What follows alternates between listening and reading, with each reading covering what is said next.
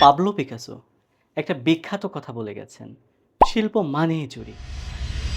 আপনি জেনে অবাক হবেন, আইনস্টাইন, নিউটন, পাবলো পিকাসো কিংবা বাংলার রবীন্দ্রনাথ ঠাকুর, তারা অন্যদের আইডিয়া, অন্যদের জ্ঞান, অন্যদের কাজকে চুরি করেছিলেন। শুধু তারাই না, পৃথিবীর সকল সাকসেসফুল মানুষই অন্যদের আইডিয়া, জ্ঞান ও কাজকে চুরি করেছেন। তবে তফাৎটা কোথায় জানেন? তারা এসব আইডিয়া নতুনভাবে সাজিয়ে একটা ভিন্ন মাত্রা দিয়ে গেছেন। আজকের গুরুত্বপূর্ণ এই ভিডিওতে আপনি জানবেন কেন অরিজিনাল হওয়ার পেছনে দৌড়ানো বন্ধ করা উচিত, কিভাবে সফল মানুষদের কাছ থেকে আইডিয়া চুরি করতে হয়, কিভাবে সাধারণ একজন মানুষও অসাধারণ কিছু তৈরি করতে পারে। আপনি যদি একজন ছাত্র, শিক্ষক, উদ্যোক্তা, কন্টেন্ট ক্রিয়েটর, চাকরিজীবী বা বইপ্রেমী হন, বা আপনার সৃজনশীলতাকে বৃদ্ধি করতে চান, তাহলে এই ভিডিওটি আপনার জন্য।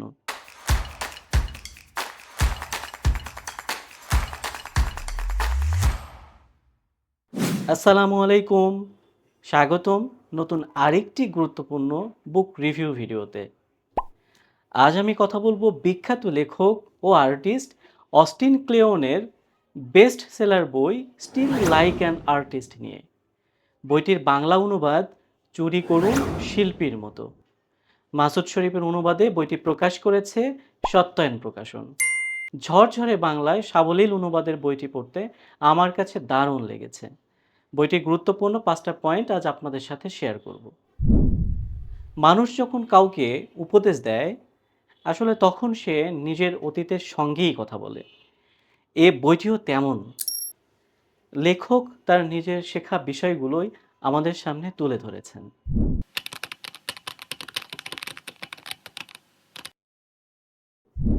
আমাদের ছোটবেলা থেকে শেখানো হয় নকল করা খারাপ, কিন্তু বাস্তবতা হলো আমরা সবাই নকল করেই শিখি। একটি শিশু কথা বলা শেখে বাবা মাকে নকল করে, একজন লেখক লেখালেখি শেখে অন্য লেখকদের বই পড়ে, একজন শিল্পী গান শেখে অন্যদের গান শুনে। তাহলে সৃজনশীলতার ক্ষেত্রে নকলকে কেন এত ভয়? যখন আমরা কাউকে খুব অরিজিনাল বলি, তখন বেশিরভাগ সময় আমরা জানিই না যে তার কাজের পেছনে কত শত মানুষের প্রভাব আছে। লেখক বলেছেন, সূর্যের নিচে নতুন কিছু নেই, সব নতুন আইডিয়াই আসলে পুরনো আইডিয়ার নতুন সংমিশ্রণ। ধরুন আপনার হাতের স্মার্টফোন, এটা কি সম্পূর্ণ নতুন কোনো আবিষ্কার? উত্তর না। ফোন, ক্যামেরা, কম্পিউটার, ইন্টারনেট সব কিছু একত্রিত করেই স্মার্টফোন তৈরি হয়েছে। অর্থাৎ সৃজনশীলতা মানে নতুন কিছু বানানো নয়, বরং পুরনো জিনিসকে নতুনভাবে ব্যবহার করা। একটা প্রশ্ন, যদি চুরি করতেই হয়, তাহলে সেটা কিভাবে করব? বইটিতে লেখক বলেছেন, খারাপ শিল্পী নকল করে, ভালো শিল্পী চুরি করে। একটু ভেঙে বলছি, একজন খারাপ শিল্পী অন্যের কাজ হুবহু কপি করে, অপরদিকে একজন ভালো শিল্পী মূল ধারণাটা নিয়ে সেটাকে নিজের মতো করে রূপ দেয়। যেমন ধরুন, আপনি যদি একজন ভালো কন্টেন্ট ক্রিয়েটর হতে চান, তাহলে অন্য সফল কন্টেন্ট ক্রিয়েটরদের ভিডিও দেখুন, তাদের কথা বলার স্টাইল, গল্প বলার পদ্ধতি শিখুন, তারপর সেগুলোতে নিজের ব্যক্তিত্ব যোগ করুন। তখন আপনার কন্টেন্টটি আর নকল থাকবে না, সেটি হয়ে উঠবে আপনার নিজস্ব সৃষ্টি।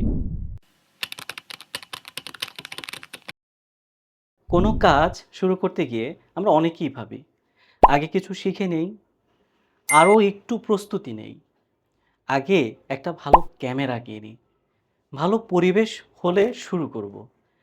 কিন্তু এই চিন্তাই আমাদের দমিয়ে রাখে, আমাদের অগ্রপথে বাধা দেয়। বইটিতে লেখক বলেছেন, নিজেকে পুরোপুরি চিনে ওঠার আগেই শুরু করুন। আসলে কাজ করতে করতেই আপনি বুঝতে পারবেন আপনি কে, আপনি কি পছন্দ করেন, আর আপনার শক্তি কোথায়।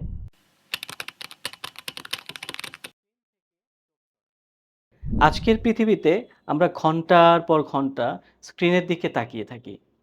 কি নিস্পন্দ, কি নিশ্চল। সারাদিন স্ক্রিনের সামনে বসে থাকা যে আপনাকে তিলে তিলে মেরে ফেলছে, আপনার কাজকে গলা টিপে ধরছে, এটা বুঝতে অনেক জ্ঞানী হওয়ার দরকার নেই। বইটিতে লেখক বলেছেন, আইডিয়া ল্যাপটপ বা মোবাইলের স্ক্রিন থেকে আসে না। সত্যিকারের আইডিয়া আসে হাঁটতে হাঁটতে, মানুষের সঙ্গে কথা বলতে বলতে, বই পড়তে পড়তে, নোট লিখতে লিখতে। লেখক আরও বলেছেন, আপনার হাতই সবচেয়ে পুরনো ডিজিটাল ডিভাইস। এটাকে ব্যবহার করুন। শুধু টাইপ করবেন না, খাতায় লিখুন, আইডিয়া আঁকুন, নোট নিন। মস্তিষ্ক তখন ভিন্নভাবে কাজ করবে।